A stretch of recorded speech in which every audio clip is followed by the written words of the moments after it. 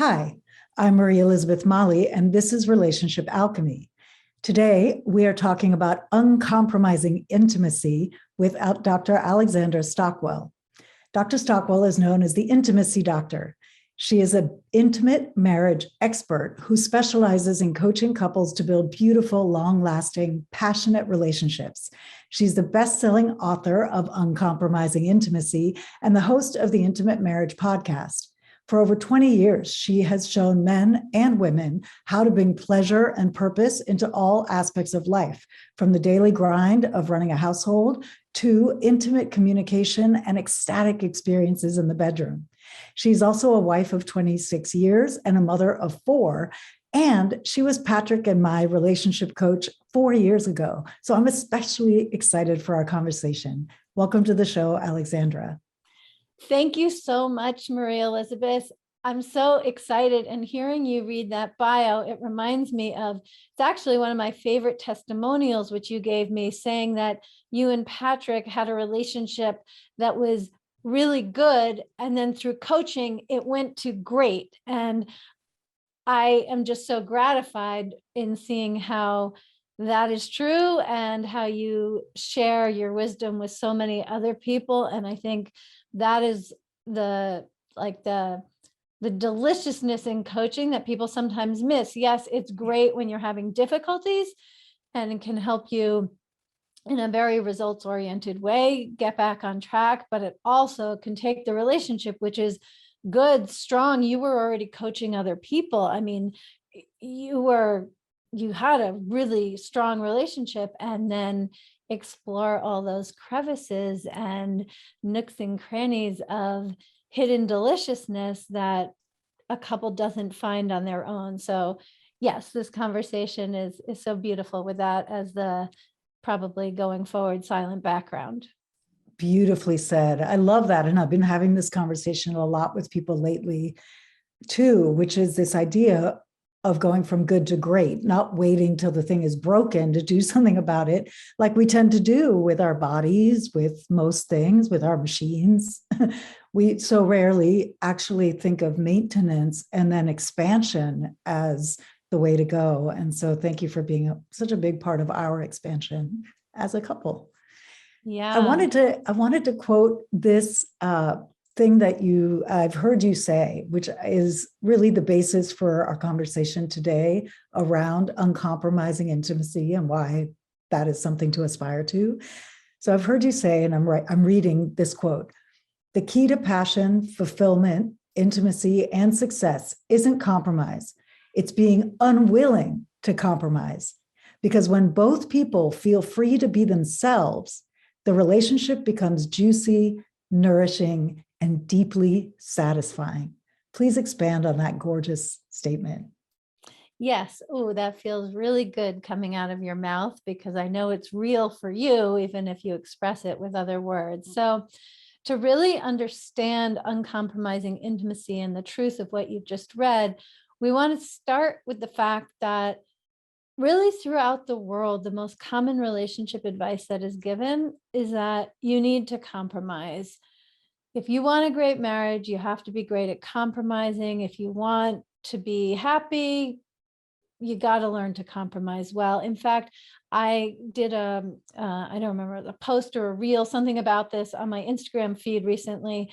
And a woman whom I don't know commented and said, "Oh my gosh, I was just looking at the cards I received when I got married, and there was a card that specifically was all about becoming good at compromise if you want to be happy." It was exactly the thing that I'm talking about. So this is a teaching that should be familiar to everyone, because we've all encountered it.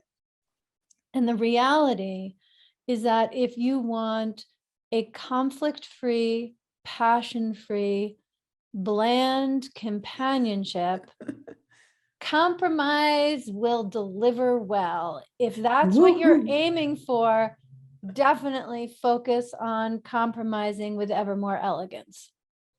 But if what you want is passion, adventure, I don't just mean outdoor adventures, although also, but I mean adventures in the relationship and erotic intimacy and ever deepening depth and emotional connection, then that's what uncompromising intimacy will give you.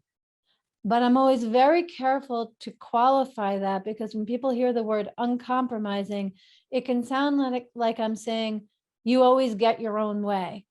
Right. That Or is my not way or the highway or something like that. right. And that is how the word uncompromising is generally used in the English language, but I don't mean it that way. Where compromise is when you hold back your desires, your thoughts, your feelings, challenges you're having, so that your partner is more comfortable. Yeah. When it comes to being uncompromising in intimacy, I'm talking about sharing the truth of who you are and what your inner experience is and what you want and what you don't want, to really bring your whole self to the relationship and do it in a way that is kind, so that your partner has an easier time to hear it, but you don't prioritize your partner's comfort over sharing who you really are. And when you do that, the relationship opens and expands and amplifies and is gratifying. I'm 26 years in, but I have certainly spoken to couples 45 years, 50. The longest married couple that I've coached is 52 years, and this continues to apply. That's so beautiful. And as you're saying that, what washes over me is the feeling of trust in the connection that's developed by each person being true. There's, even if you don't like what the person's saying, I mean, this is what I'm hearing you say, is you're not overly curating the other person's experience, although you are endeavoring to speak with clarity and kindness. You're not trying to make sure that you don't ruffle any feathers, but through this kind of true intimacy, there can be such a deeper trust in the bond. Can you say more about how that opens and expands as you share your truth? Yes, because probably for any accomplished, successful woman listening to this, it's a little bit or a lot familiar to have the experience that you need to like check aspects of yourself at the door before you go home. It's like we amputate parts of ourselves and leave them outside the relationship. And so, yes, it is a very risky pivot to choose to bring it all. It means letting go of a certain amount of control. It means not highly prioritizing perfectionism. And it also means opening to the fact that your partner's response may not feel good to you. But when you, especially both, are committed to nourishing the connection, this is what it takes. And it becomes easier and easier as you can trust the relationship more than the challenge of a particular communication. Does that speak to what you asked me? Exactly. Yeah, because there's such a deep trust. You know, we have spoken about and both teach about this idea of the relationship being a third thing that arises between the two people. And that when, this is what you taught us, that when we put our attention on what the union or what the relationship wants or needs, and the attention comes off, well, my way is right, or my way is right. And it's asking, well, what does the connection need? What does the union need? What does the relationship need?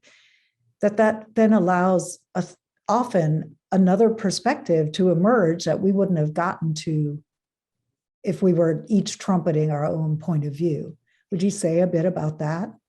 Yes. And I think as context for responding more, I want to talk about the notion of interdependence and Yes. contrast it with independence and codependence.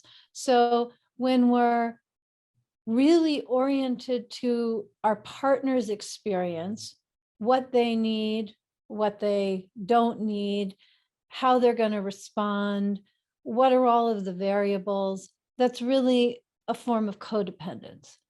And for any competent person, it's relatively more easy to embody and move towards independence, where it's not that one is particularly disconnecting from the partner.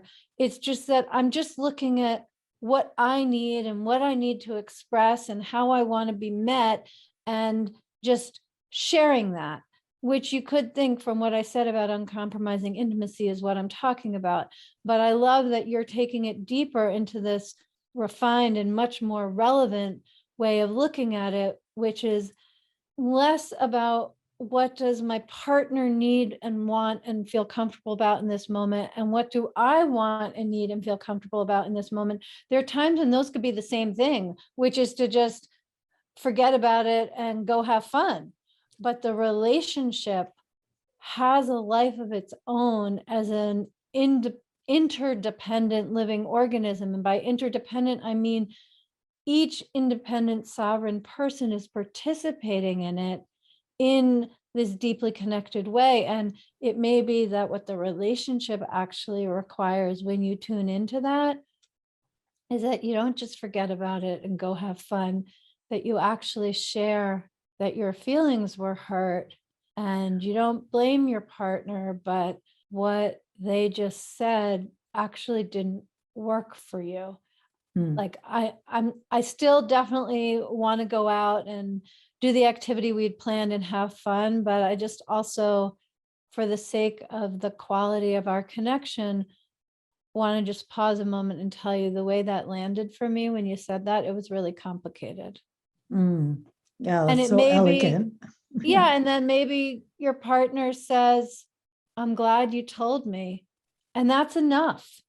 Or Yeah. maybe your partner says, I had no idea, what I really meant was this. Like, Yeah. you don't get to control what happens next unless you say, I just want to tell you this, please don't respond right now. That's a possibility, but it doesn't mean they never respond. If they have a response, then they're going to need to say it too. That's what the relationship requires. And I think maybe the broader thing here too is that we all get trapped and restricted by our own experience and perspective.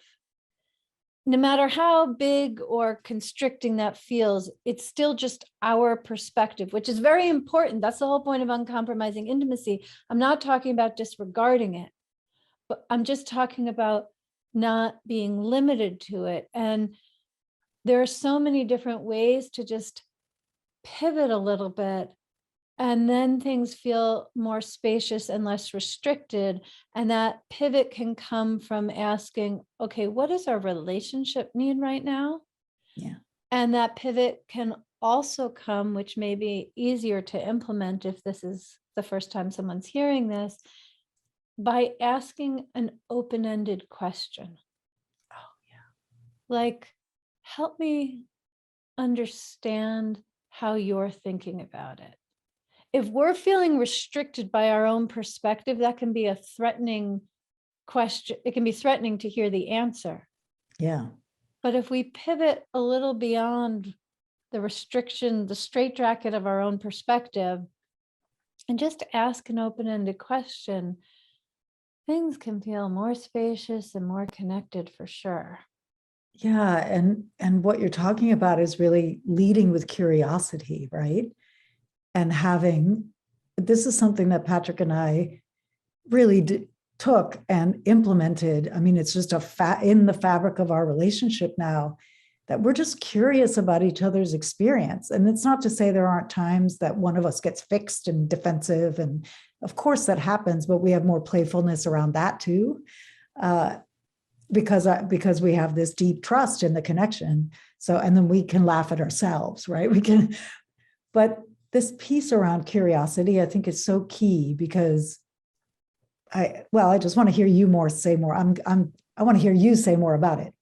Okay, well, I'm actually now reminded of like the emotional flavor of different moments with you and Patrick, because I feel like I I watched one of those National Geographic shows where things happen in slow motion, but something goes from a seed all the way to a bud to a blossom. And that's how it was with the two of you. You both, in a way that felt slow in the moment, actually moved so quickly from feeling like it, each of you in your own ways, feeling like it would be dangerous to know more about the other person's experience, because it would feel like a judgment and a devaluing of your own experience. And so therefore you stick to your own experience and don't ask. Mhm. But again, in the National Geographic exquisite way, where each of you learn to be right with your own experience while able to open up to what the other person's is, it just lubricated everything. And sometimes just understanding, oh, she doesn't think I'm a failure. Yeah. She just wants to have this experience. I don't need to provide it for her, but she doesn't think I'm a failure. She gets where I'm coming from. Exactly. And another one that comes, even still will come up occasionally. I'm very sensitive to implications that I don't know what I'm doing technologically, probably because it's Right, often because he's true. a genius with the tech. Because he's a genius with tech, and I often don't know what I'm doing. But, by the time I actually ask for his help, I've probably been through 10 things already. So when he goes back to square one and wants to walk from square one, it drives me crazy because I'm like, I did that. Do you think I'm stupid? No, I did that. And it'll still bring up that thing. And so we have a shorthand now where if I start feeling that thing come up in the presence of him going back to square one, or if he starts feeling me shut down because that's happening, we both know what to say there. He'll say something like, I know you've probably tried this already, but this is how I troubleshoot. This is how I need to troubleshoot. I need to go to square one to troubleshoot. So bear with me, because I like to move fast, right? But he's methodical. So it's this kind of thing where you can start to understand that, oh, it's not even about me. This is just how he does tech. And why he's so good at tech is because he's very methodical. Right. But let's I'm going to talk about Patrick, but I'm just using him as an example. I don't even know if this is true, but like the typical scenario in that situation is whether, regardless of gender, who's asking for the help and who's giving it, like the very common response would be for the person in Patrick's position to say, like, if you don't want my help, then why did you ask me? Exactly. And that happens sometimes and has happened in the past, right? And that's sort of the knee-jerk response, like, do you want my help or not? And it's like, yes, I want your help for the thing that I haven't figured out. I don't want your help to review the things that I haven't, like I've already gone that through I've already done for the last half hour. But but the point, I think, also is it's not in those details, even though it can feel like it. It can feel like it's about the tech. It's about being valued. It's about whether you're willing to get support, to receive support. It's about, are you dumb and should have known this already and not even need the help? And and you don't even know how to receive the help when it's available. Like, it's not actually what it's about, whether we go at the level of the tech challenge, which is where most people get caught, or even at the emotional level which is very activated, where she doesn't even want my help. Why is she wasting my time? I could be playing golf rather than going through this stupid thing if she doesn't actually want my help and doesn't appreciate it. Right. And really what's happening is that in this scenario, each of you are locked into your own experience. And so when you turn to what does the relationship need, or pivot, what is your experience right now?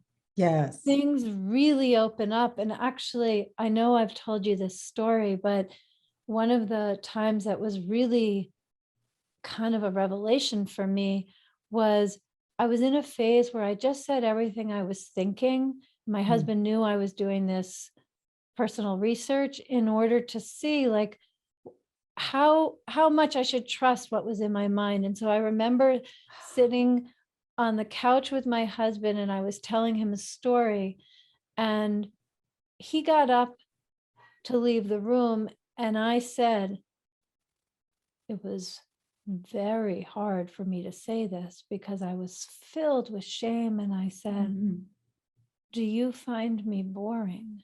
Because that was what I was thinking, that if I had told the story in a more interesting way, like I know the story was interesting, but like if I had been more magnetic, more eloquent, then he would have been rapt wanting to hear the rest of it. And I could have been gratified by making the communication I wanted. And he just stopped and looked at me and said, no, I didn't want to interrupt, but I have to go to the bathroom. I'm going to come right back. I want to hear the rest of it. And that never crossed my mind. I was so caught in my own experience, which includes the way that childhood wounding makes meaning in my head. I like my own aspirations, my own judgments. I was caught in my own experience. And when I did this, I didn't even do it for a whole week, but just a few days of checking my thoughts and how they correlated with his experience, it really freed me. It doesn't mean that those thoughts don't come up. I just know that they may or may not be trustworthy. And if I think there's any possibility that they're correct, to have the courage to ask is always very useful.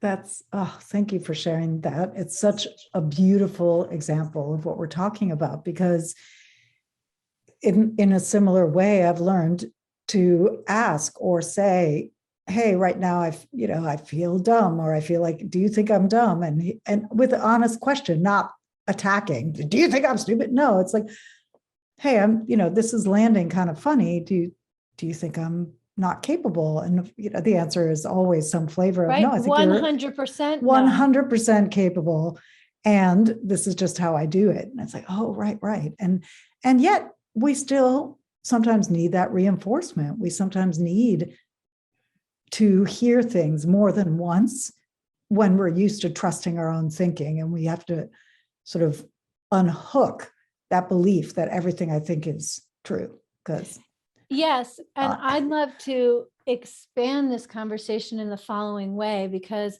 on the one hand, what we're talking about means that when you have a tech challenge, the whole thing getting fixed can be a more pleasant experience for you and for Patrick, for sure. And that has an extremely high value in daily life.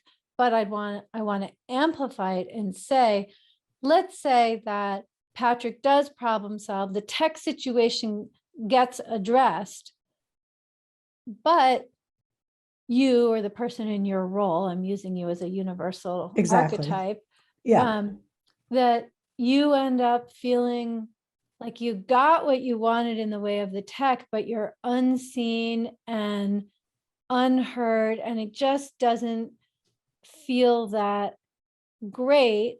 But in the value of compromise, you don't say anything because you asked him for help, he helped you.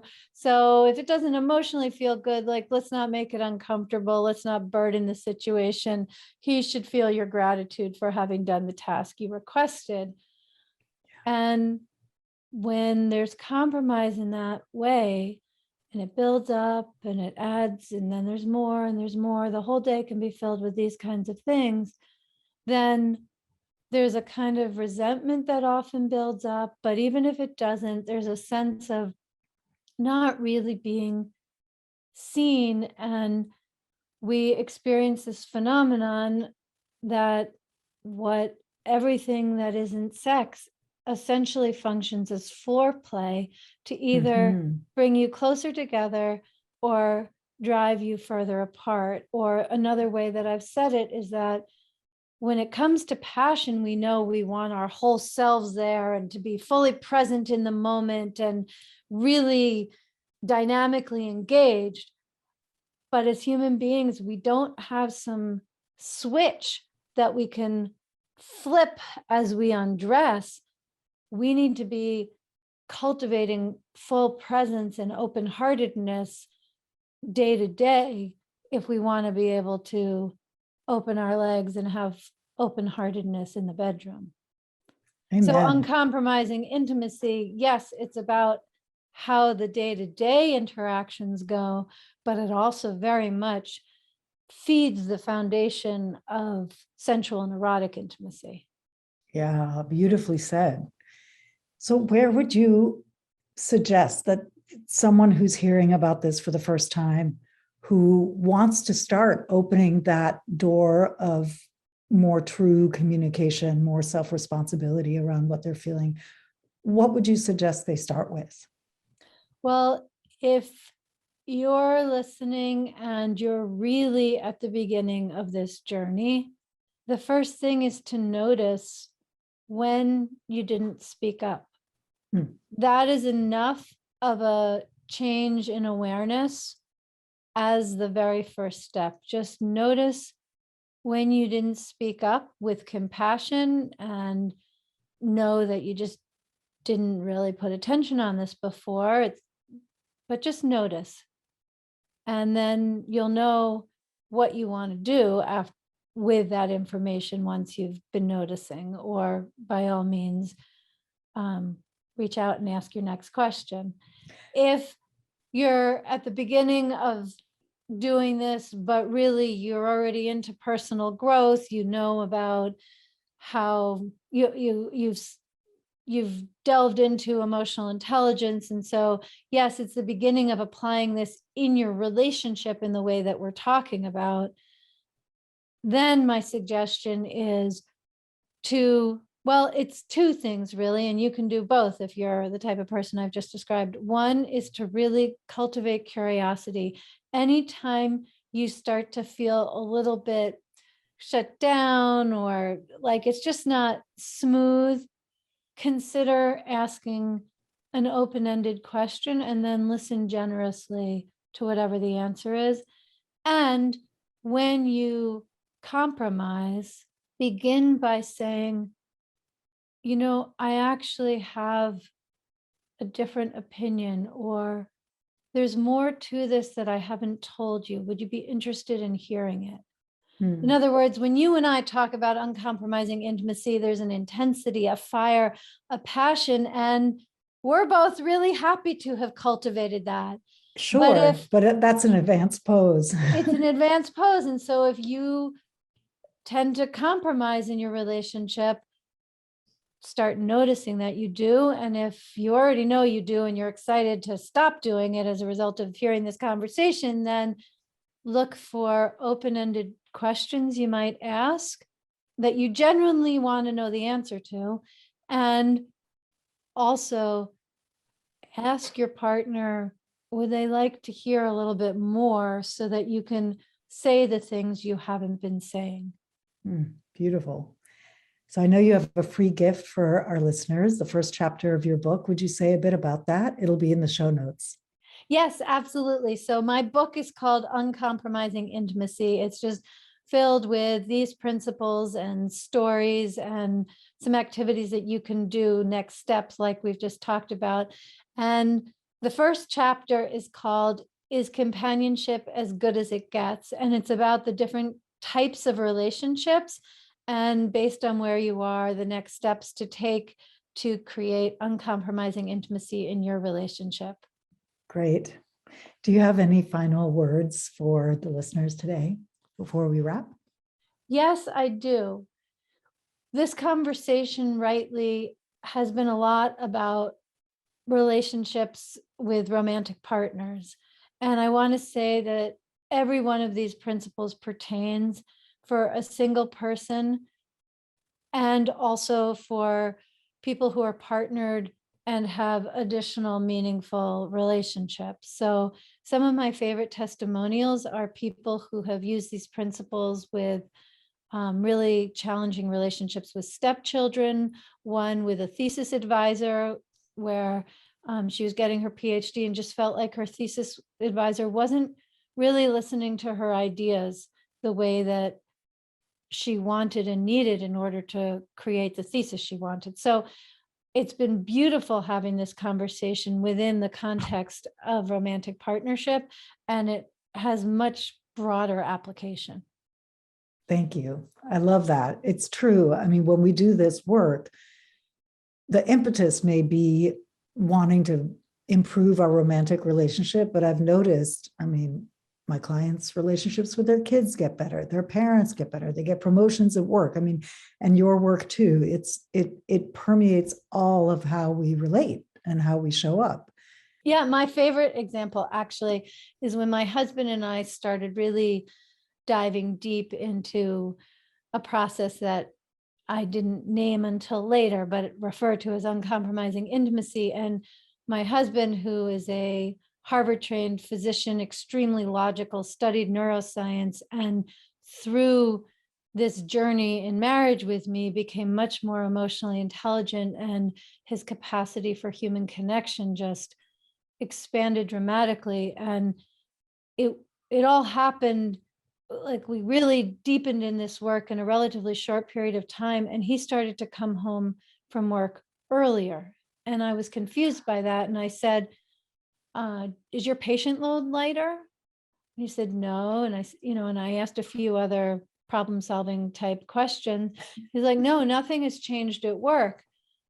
And then I just realized, oh, the natural consequence of him and me connecting more deeply and more fully meant that he was able to connect with patients more authentically and deeper. And so a patient who might want to share something for 15 minutes and still not feel totally heard could talk for 3 minutes about their symptoms.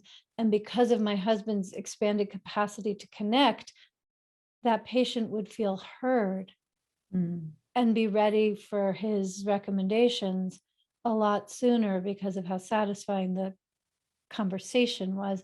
And so he was home earlier from work. I love that the story went that way, because what flashed across my mind as you started telling the story was he came home earlier because we were connecting so much more. He just wanted to be home.